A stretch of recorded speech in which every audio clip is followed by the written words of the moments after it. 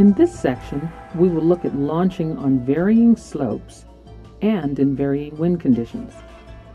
In calm or light winds, a smooth acceleration allows you to control the canopy's position better without oscillations.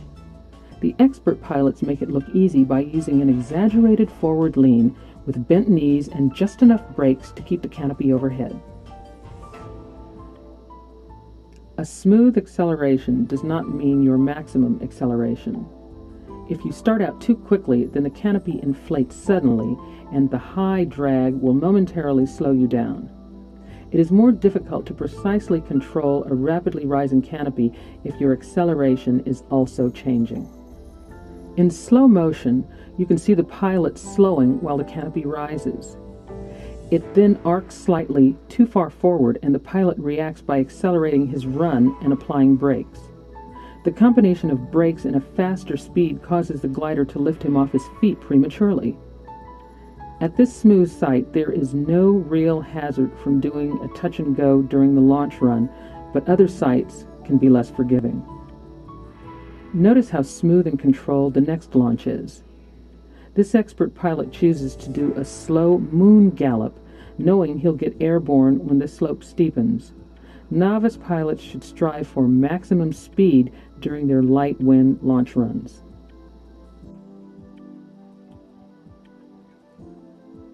Maximum speed can be attained by weighting the canopy with a good forward lean and bent knees with whatever brake application is required to keep the canopy stable overhead. If you are not yet flying after you have attained your maximum running speed, apply brakes gently to attain liftoff. If you use the brakes to lift off, then let them off slowly once clear of the ground to gain flying speed. An exaggerated forward lean puts your shoulders well in front of the risers. To keep from inadvertently pulling on the brakes, your arms should be extended to the rear, parallel to the ground. It is important that you learn to feel the proper amount of brake application by the pressure in your hands, not by the position of your arms. If your glider has long brake line travel or light brake pressure, you may find it beneficial to take one wrap of the brake lines around your hands after the glider is fully inflated and you are into your run. As the slopes become steeper, there are two readily noticeable effects. First, the canopy will pull upward more during inflation, and second, the canopy will seek an aerodynamic equilibrium position that will be more forward than on a shallower slope. On steeper slopes, the canopy will actually seek a position forward of straight up, and you will need to use the appropriate amount of brakes to keep the canopy from getting so far forward that gravity will force it further forward. The same exaggerated forward lean used to launch in light winds is also important in stronger winds. Keeping your weight forward adds a couple of miles per hour of speed to your wing and can help you penetrate forward during launch. There are many flying sites where you have minimal room to inflate on a shallow shelf just prior to a steep drop-off. In light winds, the canopy may seek a position further forward than desired as it tries to align itself with the local flow. You will need to apply more brake than normal to stop the canopy overhead. Failure to do this often results in a frontal collapse prior to launching. Perhaps not as evident are those launches in which the pilots detect the canopy getting too far forward and correct for it by accelerating their launch run while applying brake. Notice in this next series of clips the pilots almost leaping to catch up and weight the canopies at the edge. There is a fine line between these successful takeoffs and potentially dangerous frontal or asymmetric collapses at low altitude. Watch how this pilot uses an aggressive brake application to stabilize the canopy prior to his excellently controlled launch. Some cliff sites have plenty of room for inflation and a rounded lip for smooth, effortless launches, but many cliff sites are not so forgiving and require strong launch skills for dealing with rotor turbulence during the launch. In light winds, the rotor may be very close to ground level. Such a surface rotor is often indicated prior to inflation by the canopy's leading edge having a tendency to fold forward over itself. Having an assistant hold the leading edge upward several feet can help stabilize the inflation until the canopy is over the top of the rotor.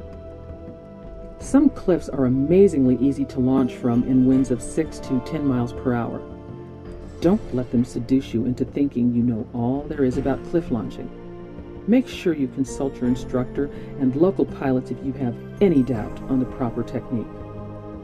If you are new to either the site or the launch conditions, take the time to closely watch other pilots launch. Regardless of the slope, you should strive to lay out and pull up the canopy as directly into the wind as possible. If the winds aren't too strong, then it normally works best if you inflate on the top of the hill and then turn to proceed directly down the slope to launch. Use the appropriate brake pressure to keep the canopy centered overhead on your desired ground track. Once the canopy is inflated, keep it overhead with appropriate use of the brakes. Do not allow the crosswind to push you, or it will become increasingly difficult to control your direction of flight. This pilot fails to get the canopy square to the wind, and it immediately starts pulling him sideways. He then fails to correct the heading quickly enough and is pushed around the side of the hill where the crosswind is increasingly severe. Although he launches successfully, the ending may be different if the terrain around the corner is less forgiving. This pilot is launching at the same spot immediately afterwards. He does a better job of keeping the canopy moving into the wind and only allows it to turn slightly so he can get airborne at a steeper part of the hill.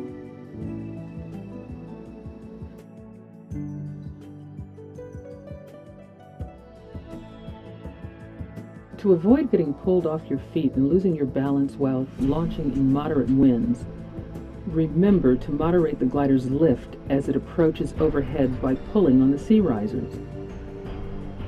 In strong winds and steeper slopes, you may not be able to avoid being pulled airborne during the inflation. Be prepared for it and concentrate on immediately tracking away from the hill. Failure to do so immediately can cause you to rise into higher winds and be blown back behind the hill into dangerous rotor conditions.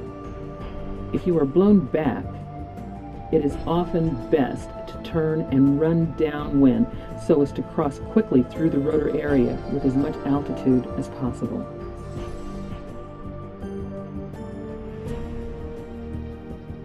If you determine that there is any problem with proceeding with the launch at this time, abort the launch by stopping your run. In light winds on a shallow slope, you may collapse the canopy behind you by either pulling both brakes or the rear risers fully. On steeper slopes, it may be best just to stop running and let the canopy nose over in front of you.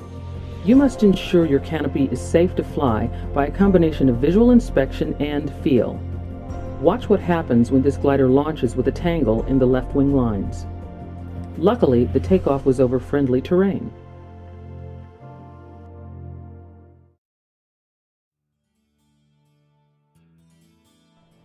A good forward lean puts your shoulders through the risers, and now you can use your biceps to push yourself into the seat.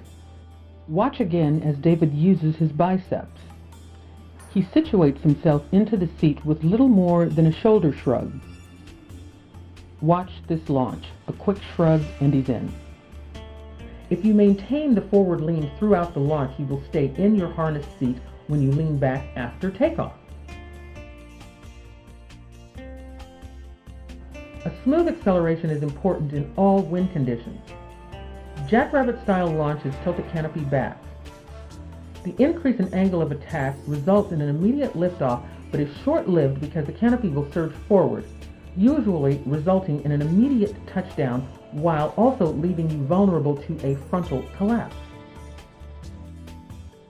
You get better flyaway capability when you launch with a canopy stable overhead.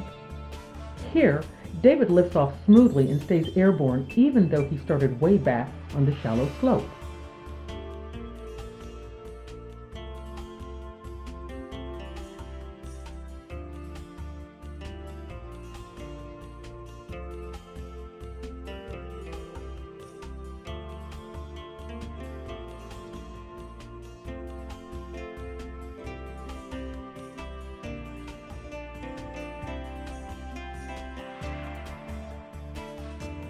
Strive to keep momentum into the wind prior to and during your spin around to face forward. Failure to do so often results in loss of ground, and once you are facing forward, it's more difficult to regain forward momentum. Watch as David puts all the techniques together. In high winds, he likes gripping the risers with his palms down.